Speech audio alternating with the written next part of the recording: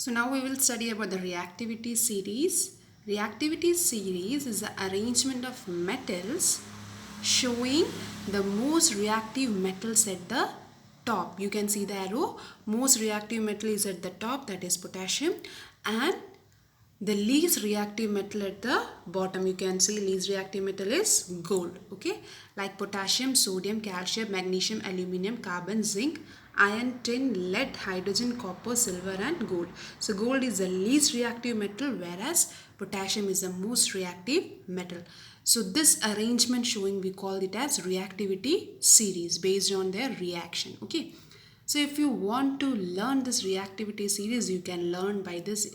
Here you can see in the left corner, please stand for potassium, stop stands for sodium, calling stands for calcium, me stands for magnesium, A for aluminium, careless for carbon, zebra for zinc, instead for iron, try for tin, learning for lead, how for hydrogen, copper for copper, and saves for silver, and gold for gold. Okay, in this way you can study. Please stop calling me a careless zebra, instead try learning how copper saves gold. So this is a reactivity series. This is a trick for learning reactivity series. So we will have to learn the reactivity series because it is coming the next portion, that is displacement reaction. We will now see displacement reaction. So here is displacement reaction. Displacement reaction. From the term itself, it is clear that here the place is being changed. Okay, so that is displacement reaction. It is a chemical reaction in which a more reactive element displaces a less reactive element from its compound or from its salt solution. So it's clear that what happens here during this reaction, the element which is more reactive will take the place of the less reactive element from its salt solution. Okay, now we will see it with the examples. So look at the example here. What happens?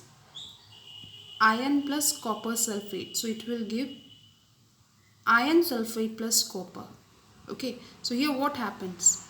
Here an element is displacing or replacing or removing another element. So let's see it with the reactivity series.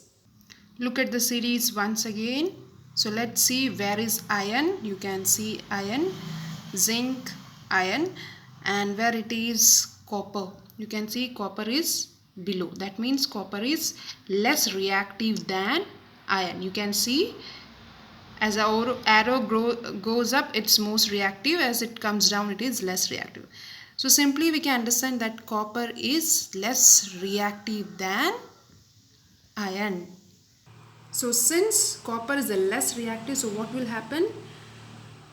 Here in the copper sulfate, copper is displaced by iron. So iron is more reactive than copper. As you have seen the reactivity series, iron is more reactive.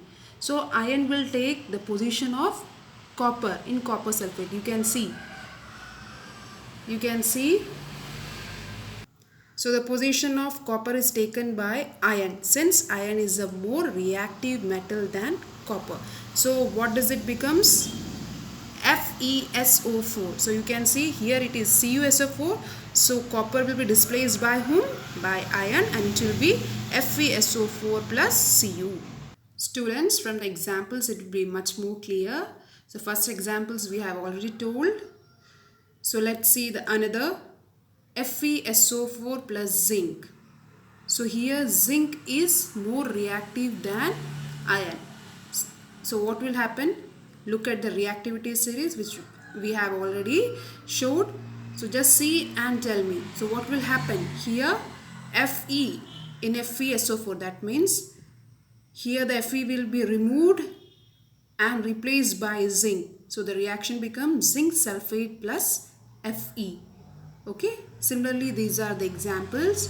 You have to just go through the reactivity series and search which is the more reactive metal and which is the least reactive metal. So the least reactive metal's position will be taken by the most reactive metal. Okay.